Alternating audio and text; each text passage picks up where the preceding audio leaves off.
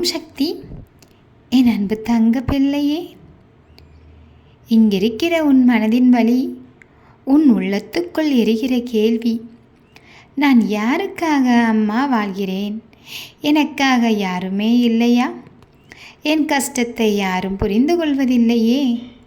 இந்த குரல் என்னுடைய காதுகளுக்கு வந்து சேர்கிறது தங்கமே.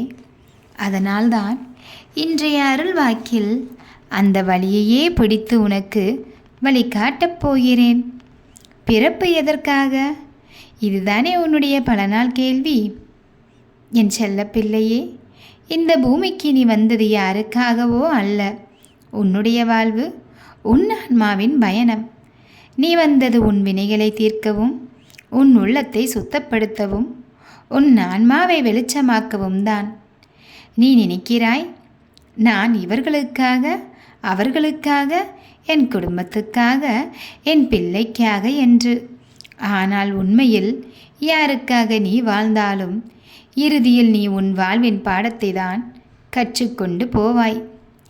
எனக்காக யாருமே இல்லையா என்ற வழி உன்னிடம் இருக்கின்றது. அந்த கேள்விக்கு முன் அம்மா நான் பதில் சொல்கிறேன் கேள். இந்த வழி எவ்வளவு எரிகிறதென்று நான் அறிகிறேன். நீ உழைக்கிறாய், அன்பு கொடுக்கிறாய், தியாகம் செய்கிறாய். ஆனால் உன்னை யாரும் புரிந்து கொள்ளவில்லை என்றால் மனம் உடைந்து போகிறது. ஆனால் பிள்ளையே, நினைத்துப்பார், நீ உன் சமயபுர அம்மாவின் பிள்ளைதானே. உனக்காக உன் அம்மா நான் இருக்கிறேன்.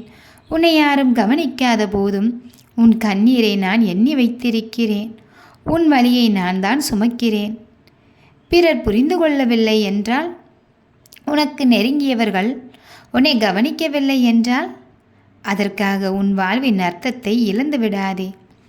பிறர் உன்னை புரியாமல் இருப்பது அவர்களின் குறை. உன் மதிப்பு உன் உள்ளத்தில்தான் இருக்கின்றது. நீ வாழும் வாழ்க்கை உன் மனச்சாட்சிக்கு நேராக இருந்தால் போதும். பிறர் சொல்லும் வார்த்தை உன்னை உயர்த்தவோ தாழ்த்தவோ முடியாது. என் கண்மணியே, வாழ்க்கையில் 3 தூண்கள் தேவை. என்னவென்று கேட்கின்றாயா? பொறுமை. கஷ்டம் வரும்போது உடனே சோர்ந்து போகக்கூடாது. ஞானம். உணர்ச்சி அடங்காமல் யோசித்து செயல்பட வேண்டும். நம்பிக்கை.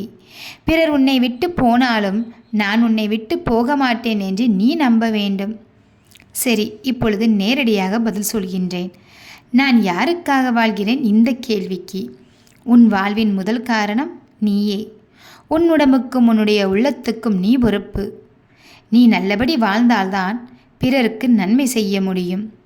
நீரில்லாமல் ஒரு ஆறு ஓடாது. அன்பில்லாமல் நீ பிறருக்கு கொடுக்க முடியாது. அதனால் முதலில் உன்னைத்தான் நீ காத்து கொள்ள வேண்டும். காலை எழுந்ததும் நான் என் வாழ்வுக்காக பிறந்தவன், நான் என் பாதையை நடந்து கொண்டிருக்கின்றேன் என்று மனதில் ஒவ்வொரு நாளும் சொல்லிக்கொள். தினமும் உன் உள்ளம் சொல்வதை கேள். இது சரியா தவறா என்று. அதற்கேற்ப நடந்தால் மனம் சுமையின்றி இருக்கும். பிறர் உன்னை மதிக்கவில்லை என்றால் அதை காயப்படாமல் கடந்துவிடு. உன் மதிப்பு உன் செயலில்தான் தெரியும். நன்றி சொல்லும் பழக்கம் வைத்துக்கொள். ஒவ்வொரு நாளும் கிடைத்த சிறிய சந்தோஷத்திற்கு கூட நன்றி சொன்னால் பெரிய துயரமும் குறைந்துவிடும். என் பிள்ளை, கஷ்டம் வந்தது உன்னை தாழ்த்துவதற்காக அல்ல. அது உன்னை புதிதாக வடிவமைக்க வந்தது. உன்னுடைய மனசக்தி எவ்வளவு வலிமையானது என்பதை உனக்கே காட்டுவதற்காக வந்தது. ஒரு விதை மண்ணுக்குள் புதைக்கப்படாமல் இருந்தால் மரமாகாது. அதுபோல உன் கஷ்டங்கள் உன்னுள் புதைக்கப்பட்ட விதை மாதிரிதான். அதிலிருந்து புதிய வலிமை முளைக்கும். என் செல்ல பிள்ளையே, நீ எனக்காக யாருமே இல்லையே என்று அழுகிறாயா?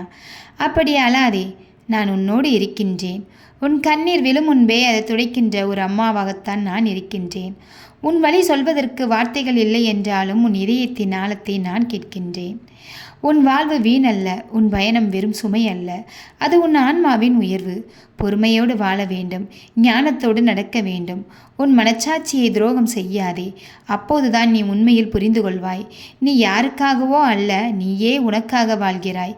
ஆனால் உன்னில் வாழும் நான் உன்னோடு என்றும் இருக்கின்றேன். இதுவே உன் அம்மா என்னுடைய அருள்வாக்கு.